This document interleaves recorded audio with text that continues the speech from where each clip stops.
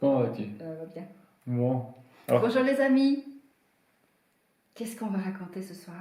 aujourd'hui, on va essayer un peu de réfléchir aux relations qui s'intercalent dans la relation de flamme avant le grand shift. C'est toutes ces relations qui font beaucoup souffrir. On a reçu beaucoup de messages. Oui, mon runner est avec quelqu'un. Qu'est-ce que je vais devenir?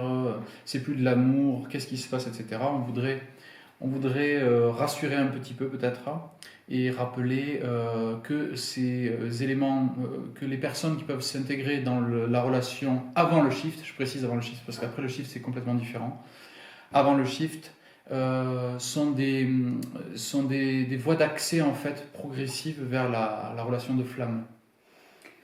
Donc en fait la thématique aujourd'hui elle est vraiment cruciale parce qu'on reçoit beaucoup de messages. Je pense ressentir des profils chaser. Donc plusieurs chasers nous envoient des questions par rapport aux différentes relations que le runner peut avoir dans le cadre du processus de flamme jumelle, donc relation amoureuse.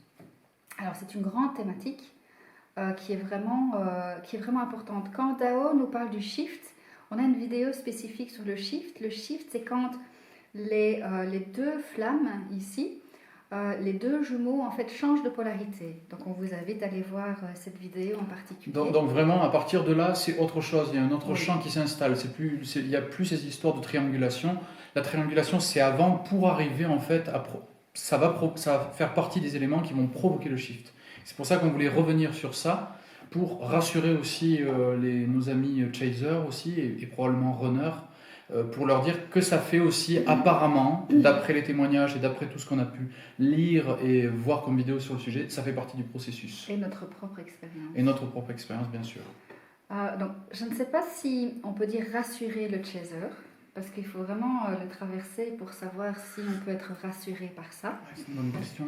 Moi, je pense que c'est important de rappeler une chose essentielle, c'est-à-dire dans les polarités respectives, notre façon d'envisager les relations extérieures, qu'elles soient amicales ou amoureuses, sont déjà à la base dans les polarités différentes.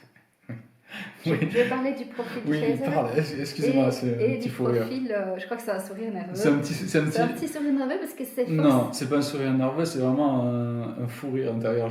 J'avais envie de faire l'idiot. Alors que l'heure est grave. Oh, solennité. Oui, parce que c'est vrai qu'il y a eu des souffrances là-dedans. Oui, faut se rendre compte de je ça. pense que si le rire vient, c'est aussi peut-être parce commence à y avoir un certain recul, mais ça n'a pas été simple. Et des prises de conscience. Des grandes prises de conscience, oui. Donc, le chaser, c'est important. J'ai justement une belle pyramide de pyrides là, donc je vais illustrer mon propos avec cette pyramide. En fait, le chaser envisage ses relations telle une structure pyramidale. En d'autres termes, au sommet, je dirais, de cette pyramide, il va placer son couple, la relation amoureuse. Ouais. Donc ça, c'est important de le dire. C'est-à-dire que quand un chaser, à un moment donné, est amoureux ou envisage en tous les cas une relation de couple, ce qui n'est pas le cas tout au début de la relation, bien sûr, mais avec le temps qui passe, effectivement, le chaser envisage malgré tout une relation amoureuse avec son runner. Donc la relation de couple, pour un chaser, il le place vraiment au sommet de la pyramide. C'est-à-dire que son runner, ou plutôt sa flamme, en fait, a, je dirais, toute son attention. Et est l'objet de toute, je dirais, de toute sa quête, de ses recherches, en fait, de toute son énergie. Et il peut avoir évidemment des amis qui gravitent autour, mais de mon point de vue en tous les cas, absolument pas pour lui d'envisager d'autres relations de couple sur le côté. Oui. Donc ça, c'est important de le dire. Ouais. Ça, c'est vraiment crucial de le dire. Donc si le chaser est déjà lui-même en couple, quand il rencontre sa flamme jumelle, et qu'il finalement qu'il commence à sentir tout cet élan, tout cet électromagnétisme, toute cette attraction, eh bien déjà il est en souffrance. Parce que pour le chaser, en fait, le cœur ne peut appartenir qu'à une seule personne. Donc il y a déjà une souffrance de base à ce niveau-là. Donc il peut y avoir quelques amis, la flamme jumelle qui est au sommet de sa pyramide. Donc c'est une structure qui est assez simple finalement. Le runner, en fait, envisage ses relations différemment.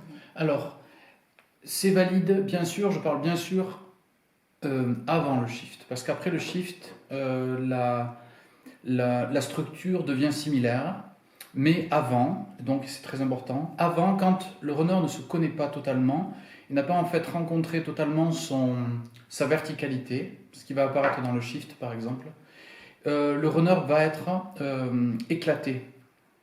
C'est-à-dire qu'il va, à la différence, il va vivre une version plus horizontale dans laquelle il va mettre tout le monde un petit peu sur un même niveau. C'est pas totalement vrai. Avec du recul, je sais que ce n'est pas totalement vrai, parce qu'il y a quand même un appel intime très profond où, dans la profondeur, la flamme jumelle, qui est quand même reconnue mais pas conscientisée, il y a vraiment un jeu qui se fait, a une place, comment expliquer ça, centrale, et il y a presque même une sorte de, c'est très difficile à exprimer, mais je voudrais vraiment le dire, c'est une sorte de certitude que la flamme jumelle sera à la fin l'ultime. C'est difficile à exprimer comme ça, mais le runner cherche dans les miroirs des relations sa flamme. C'est cette fuite en avant qui est en fait qui est liée à beaucoup de blessures liées à l'enfance, est aussi empreinte d'un certain romantisme entre guillemets très difficile à comprendre, qui est de chercher à travers les miroirs des relations intimes son ultime. C'est quelque chose qui est assez mal compris en général et qui aurait tendance à placer le runner dans une situation un petit peu de déviance, et c'est le cas d'une certaine manière, mais dans la profondeur, il y a une quête. Il y a une quête de complétude. Il y a une quête insatiable de complétude. Et c'est d'ailleurs ce qui fait un peu le paradoxe, c'est que le runner qui aura cherché, par exemple, sa moitié toute sa vie, quand il la rencontre, il a du mal à l'intégrer. C'est toute une phase assez longue, jusqu'au shift, où à l'intérieur de lui, il n'arrive pas à prendre conscience, c'est comme un rêve qui devient réalité, dans lequel il n'arrive pas à prendre conscience que ce qu'il a en face, l'être qu'il a en face de lui, est la moitié qu'il a toujours cherché. Son rêve devient réalité, mais comme il a l'habitude d'être dans ce mouvement d'extériorisation et de quête, et donc pas d'être centré en lui, il va sans cesse en fait perdre de vue ce qu'il a sous les yeux. C'est pour ça qu'on appelle ça le runner. En fait, il court, et en courant, c'est un petit peu comme aller d'un point A à un point B en voiture, par exemple, et on ne fait pas trop gaffe. Et si on marche de ce point A à ce point B, on se rend compte qu'il y a plein de choses, il y a plein d'arbres qu'on n'avait jamais vus, des échoppes qu'on n'avait jamais vues. C'est à peu près la même chose que ce qui se passe. Il est tellement dans l'habitude de chercher qu'il ne se rend même pas compte qu'il a trouvé. Je voulais vraiment en parler de cette dimension-là, qui à mon avis est très importante pour comprendre la psychologie du runner. C'est que plus tard, quand le shift apparaîtra, à ce moment-là, il va totalement finir sa quête est terminée en fait. Il y a quelque chose qui est compris soudainement, absolument. C'est une prise de conscience, c'est comme si on se réveillait d'un rêve. Voilà. C'est intéressant parce que moi je découvre en même temps ce qu'il dit. Moi j'aurais envie de dire ce qui est essentiel, c'est de comprendre que dans cette structure en fait plus plane, comme on dit, hein, le runner, pour apprendre à se connaître, il faut quand même savoir que le runner, il est un petit peu, en général, plus jeune, entre guillemets. Il peut y avoir une différence d'âge, aussi au niveau du nombre d'incarnations. Donc il faut comprendre que le runner, à la fois, il a une haute fréquence qui est très intuitive, mais il a besoin d'apprendre à se connaître. Donc même s'il a rencontré sa flamme, il aura de manière naturelle une propension dans les différentes relations amicales, mais également amoureuses, il faut le savoir, les chasers, que le runner a besoin d'apprendre à se connaître en profondeur et se découvrir. On expliquera dans une autre vidéo pourquoi justement il va fuir particulièrement la flamme jumelle et en particulier ce qui lui fait peur dans cette relation. Oui, c'est de la peur, bien sûr. Donc, il est essentiel, en fait, pour les chasers de comprendre qu'il y a une façon différente d'envisager la relation, avant le shift, bien sûr, comme tu le répètes vraiment bien avec intensité. Oui, c'est important.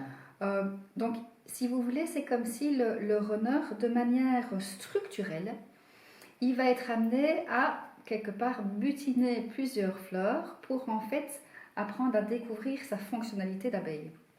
Alors forcément pour le chaser c'est inacceptable, c'est quelque chose qu'il ne peut pas envisager puisque lui structurellement, psycho-émotionnellement et dans ses paramètres et ses valeurs, en fait il place son ultime au sommet de la pyramide.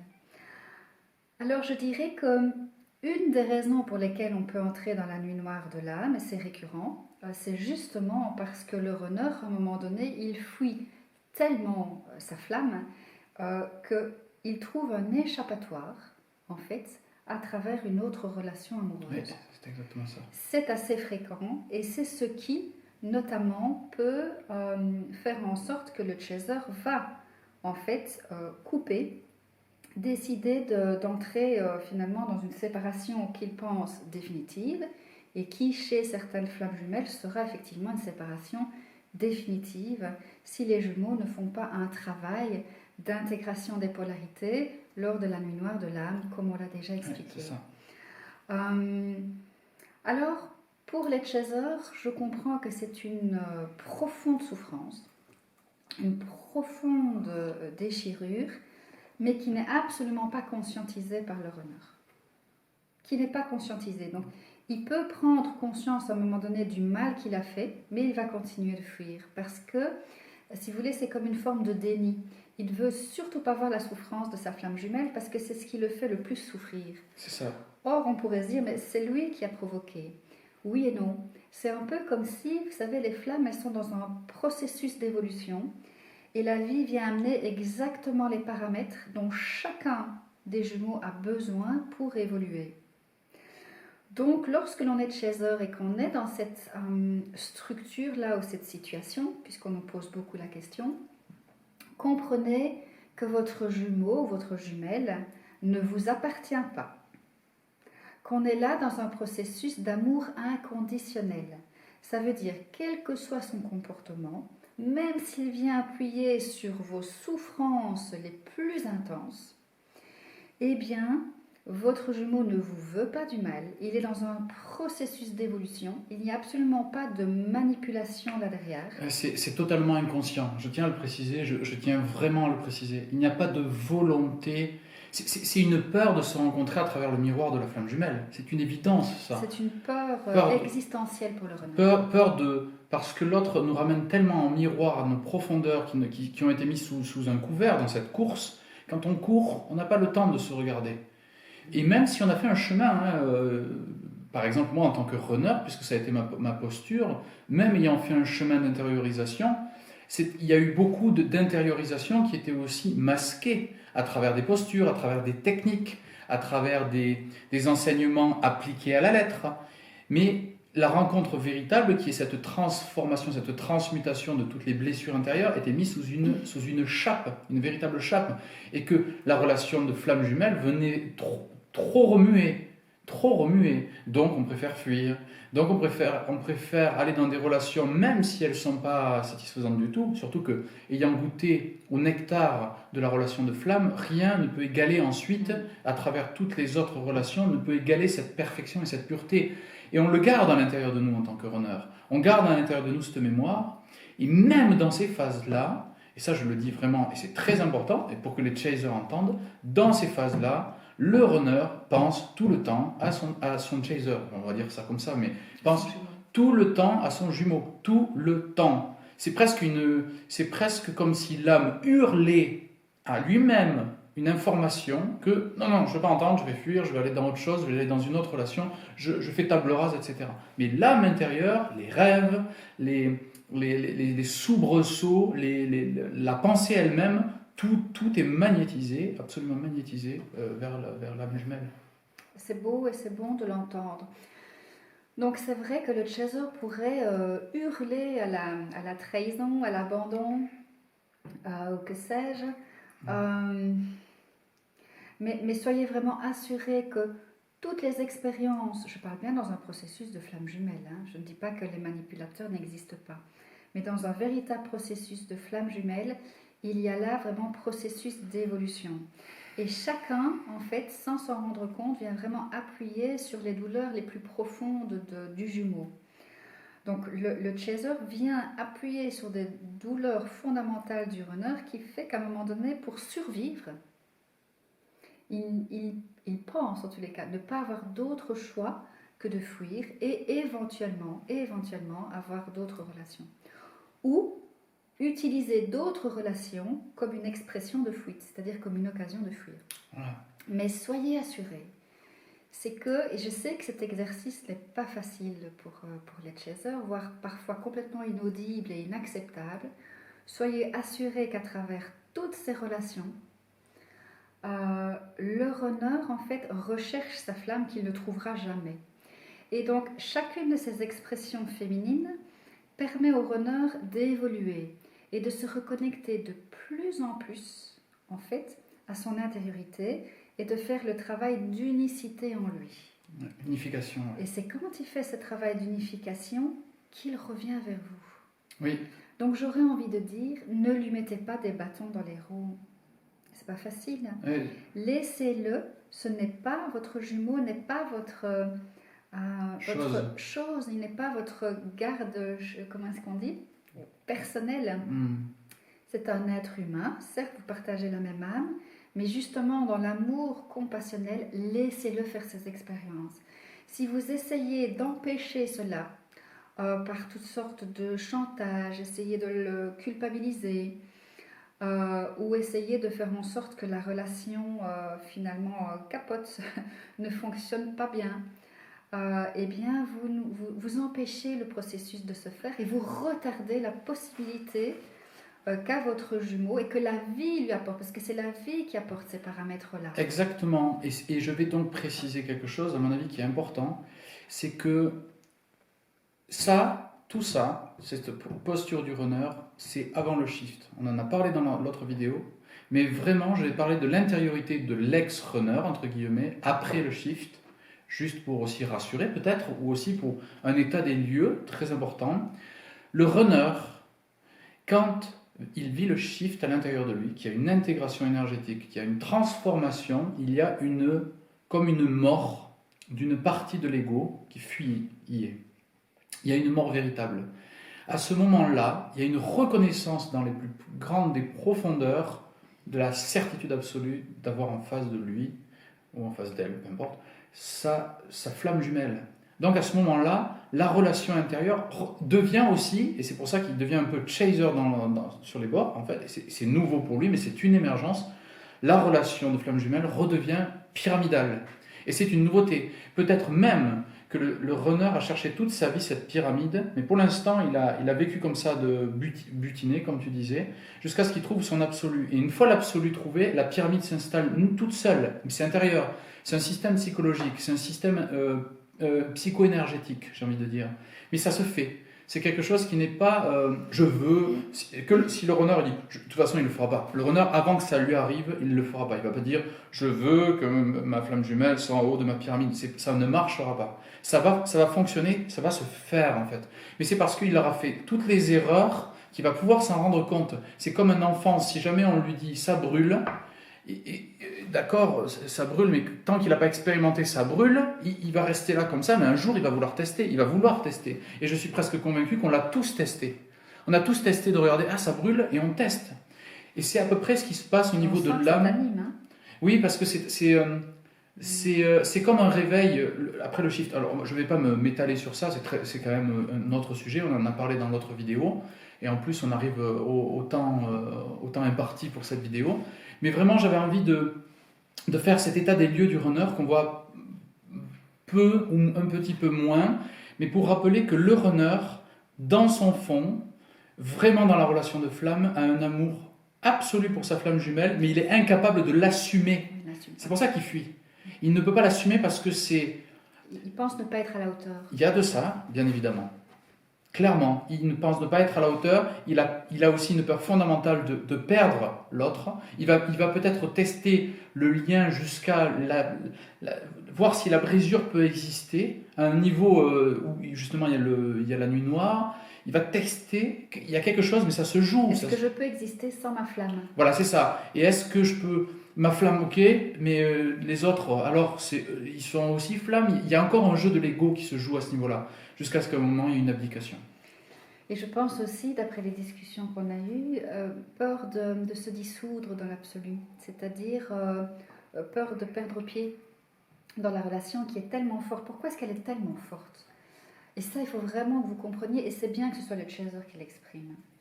C'est qu'il n'y a personne à défendre ici. Tout est question d'expérience.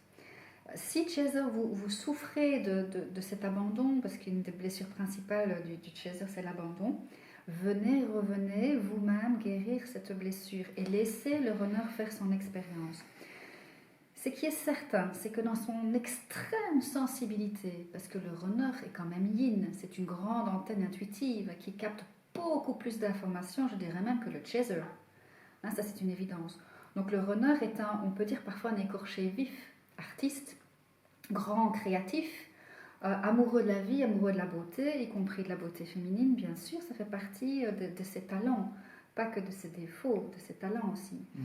Et donc, dans cet extrême, je dirais, ressenti, eh bien, il est vraiment capable, il est porteur à ce moment-là de la signature énergétique de l'amour absolu. De l'amour absolu. On peut avoir l'impression que le chaser se connaît bien, que lui, il est dans l'amour, mais je vous assure que si vous essayez de rattraper votre runner, c'est que vous n'êtes pas vraiment dans l'amour, c'est que vous êtes dans un amour égotique. C'est extrêmement beau ce que tu dis. Et merci. le chaser, avec son extrême sensibilité, est porteur de la signature de l'amour absolu. C'est juste qu'il ne l'assume pas, parce que c'est complètement fou, cet amour est complètement engloutissant.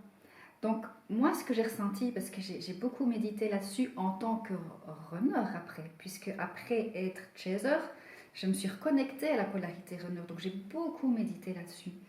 Et je me suis rendu compte à quel point, effectivement, cet amour absolu, dans la posture énergétique et sensible du runner, peut faire péter les plombs, en fait, de peur, parce qu'il capte, il y a une partie de lui au niveau animique qui capte l'ampleur. Il faut aussi savoir, c'est que le runner, dans sa posture yin, dans la vie, à travers son côté artistique ou autre, il est à la quête de cet absolu, vraiment, consciemment ou inconsciemment. Et les yin, il faut quand même comprendre qu'un des grands accomplissements du yin, des personnalités yin, moi qui suis thérapeute en énergie, c'est quand même la réalisation de soi et c'est quand même l'accomplissement, y compris à travers le couple. Donc on pourrait penser que c'est un fuyant. Le chaser pourrait le juger pour ça. On pourrait penser que c'est un manipulateur, qu'il vous dit qu'il vous aime et en même temps qu'il peut à un moment donné vous quitter pour aller dans d'autres relations. Donc on pourrait nous le taguer de tout cela. S'il vous plaît, chaser, gardez à l'esprit qu'il est capable vraiment d'exprimer la fréquence et la vibration du plus haut amour qui soit, mais il doit en être conscient et il doit pouvoir être capable de l'assumer. Et à travers son chemin, c'est exactement cela que la vie lui propose d'expérimenter. Il se consolide, il se reconnecte à son côté yang, donc le côté plus masculin, à cette forme de volonté, de certitude, de connaissance de soi, de meilleure gestion psycho-émotionnelle. C'est tout ce travail de fond qu'il est en train de réaliser et vous ne pouvez pas le faire à sa place. Plus vous allez le juger, plus vous allez l'étiqueter et en fait, plus, je dirais, vous vous égarez. Vous vous égarez. Revenez vers vous. Vous avez de toute façon des blessures personnelles et d'autres paramètres à rectifier en vous. Plus vous allez les rectifier en vous et plus vous laissez toute la liberté et le champ libre au runner, et il en a besoin de liberté, plus il peut faire ce travail, que ce soit à travers l'une ou l'autre relation. En fait, considérez que ce sont des alliés qui viennent réveiller en fait et éveiller le runner à son côté chaser, à son côté de porteur de réunion. Et je vous assure d'une chose, c'est que quand le runner se réveille,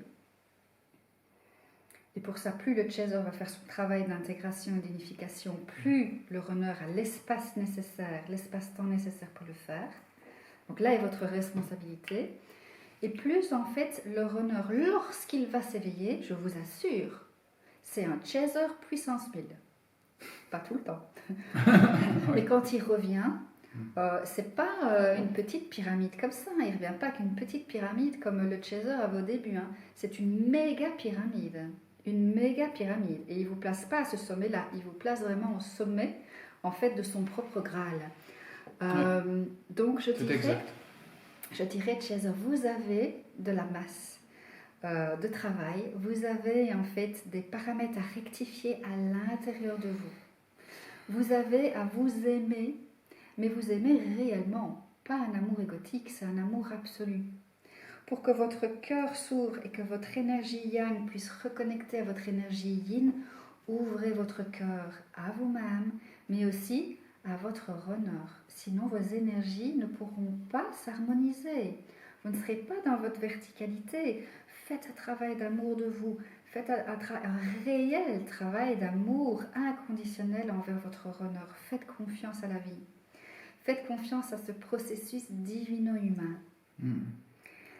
Et on aura évidemment d'autres outils et d'autres conseils à vous partager, à vous proposer. Mais je pense qu'on a déjà couvert pas mal. Oui, tu es très animé et très, un vrai baume pour, et très authentique. Vraiment, c'est exactement ça. En surface, il pourrait y avoir un jugement, mais en profondeur, c'est exactement ce qui se passe en fait. C'est exactement ça, c'est un amour absolu. Donc c'est un espoir aussi. Nous vous donnons toutes ces clés, toutes ces prises de conscience en espérant que ces souffrances que nous avons pu traverser puissent être conscientisées pour vous, que vous puissiez faire ce chemin intérieur et vous rendre compte que vous êtes dans une relation qui vous amène à l'amour absolu quand même. C'est quand même un cadeau immense. On ne veut pas vous éviter ces souffrances, parce qu'en vérité, ce sont ces souffrances-là qui vont vous faire grandir. C'est la matière. Donc c'est normal que vous traversiez cela. Ouais. Mais ce que l'on espère, c'est que vous portiez un regard conscient sur ce qui se joue, de sorte que vous puissiez peut-être diminuer l'intensité, éventuellement, si c'est sur votre chemin. La conscience, elle aide. Si Dieu le veut. Si Dieu le veut. C'est toujours lui, c'est le vivant, c'est la nature, en fait, qui maîtrise à la perfection, en fait. C'est un chef d'orchestre merveilleux. Faites-lui confiance. Traversez ces souffrances, revenez vers vous. Grandissez en amour pour vous-même. Pardonnez, ouvrez votre cœur, alignez-vous, harmonisez vos énergies. Chaser, il y a tellement de matière à... Vraiment, je dirais, pardonnez-vous aussi ces souffrances. Ami runner, prenez soin de votre sensibilité, elle est votre guide. Elle fait de vous des êtres sûrement très différents de ce que la société voudrait normer. Vous avez une connexion qui vous permet d'être authentique et pur, et il faut du courage pour cette voie-là. C'est une voie qui va obligatoirement demander le vrai courage, c'est-à-dire être soi, mais différent, forcément différent, dépasser les catalogages, dépasser les jugements, et surtout aimez-vous profondément, de plus en plus, et tout émergera naturellement. Je pense qu'on a bien couvert ce sujet. J'espère qu'on a pu répondre à toutes ces questions de chaser par rapport au runner. Espoir, c'est pas parce que le runner part, c'est pas parce qu'il fuit et même qu'il a une autre relation qu'effectivement cette réunion n'est pas possible. Quelque chose mûrit en lui. Vous inquiétez pas, c'est quand il reviendra, vous le comprendrez. Ce sera un roi. Je vous embrasse très fort. Nous vous embrassons très fort. Nous vous embrassons de flamme. À bientôt. Gros bisous.